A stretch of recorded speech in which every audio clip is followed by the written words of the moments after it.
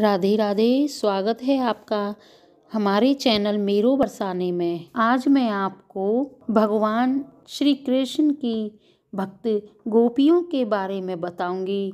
भगवान श्री कृष्ण उद्धव जी को अपनी गोपियों का हाल जानने के लिए मथुरा भेजते हैं और गोपियां किस तरह अपने विरह का वर्णन श्री उद्धव जी से करती हैं। उससे पहले यदि आपने हमारे चैनल मेरे बरसाने को सब्सक्राइब नहीं किया है तो कृपा करके सब्सक्राइब करें और बेल आइकन को दबाएं और कमेंट बॉक्स में राधे राधे जय श्री कृष्णा लिखना ना भूलें। आइए सुनते हैं कथा। श्री सुखदेव जी कहते हैं कि उद्धव जी वृषण वंशियों के प्रधान व्यक्ति थे। वे भगवान श्री कृष्ण के मित्र व मंत्री भी थे। एक दिन भगवान श्री कृष्ण ने उद्धव जी से कहा, तुम ब्रज की यात्रा करो। वहाँ मेरे माता पिता नंद बाबा और यशोदा मैया है। उन्हें आनंदित करो और गोपियाँ मेरे विरह में बहुत दुखी हो रही हैं। उन्हें मेरा संदेश सुनाकर वेदना से मुक्त करो। जब श्री कृष्ण ने यह बात कही तब उद्धव जी आदर से अपने स्वामी का संदेश लेकर रथ पर आरूढ़ हो गए और सूर्यास्त के समय नंद बाबा के ब्रज में पहुंच गए। नंद बाबा उनसे मिलकर अति प्रसन्न हुए, मानो श्री कृष्ण स्वयं आ गए हों। उद्धव जी श्री कृष्ण का हृदय बड़ा उदार है, उनकी शक्ति अनंत है। उन्होंने 7 दिन तक एक अंगुली से गिरिराज पर्वत को उठाए रखकर हमारी सबकी रक्षा की थी। खेल ही खेल में उन्होंने बड़े बड़े असुरों का नाश कर दिया था, जिनमें प्रलंब, धैनुक, अरिष्ट, तृणावृत और बक प्रमुख थे। उनकी लीलाओं को सुनकर यशोदा रानी और नंद बाबा बड़े प्रसन्न हो रहे थे। उद्धव और नंद बाबा इसी प्रकार आपस में बात करते रहे और वह रात व्यतीत हो गई।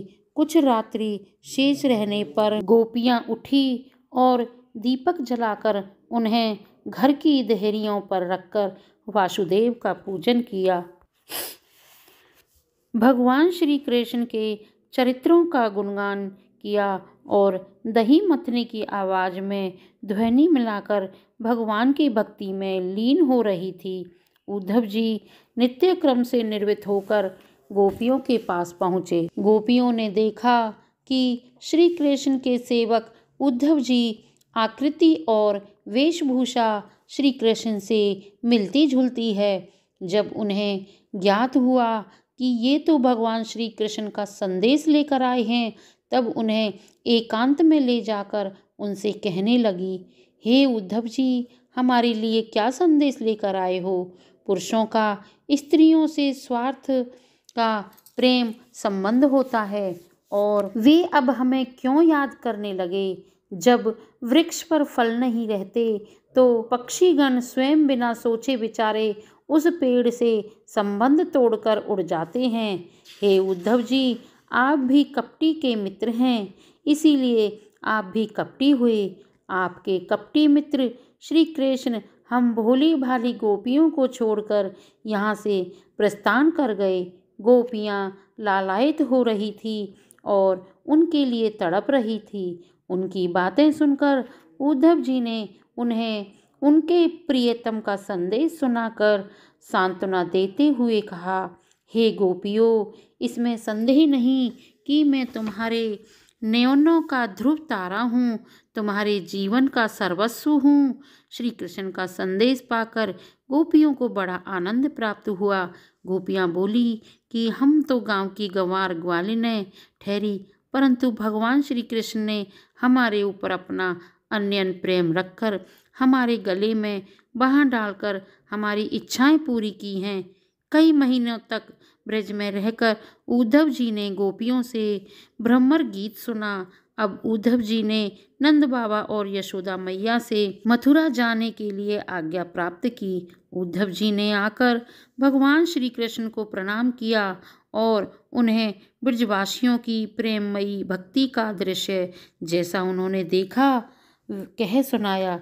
इसके बाद नंद बाबा ने भेंट में जो जो सामग्री दी थी वह सब श्री कृष्ण, बलराम, वसुदेव तथा राजा उग्रसेन को दे दी। तो देखा आपने भगवान श्री कृष्ण अपने भक्तों पर किस तरह दया करते हैं और भक्त उनसे बिछड़ने के बाद कितना तड़पते हैं। इसीलिए मनुष्य को अपनी मुक्ति पाने के लिए हमेशा हरि भजन करते रहना चाहिए। हरे कृष्ण कृष्ण कृष्ण हरे हरे, हरे राम राम राम हरे हरे। बोलिए श्री कृष्ण भगवान की जय।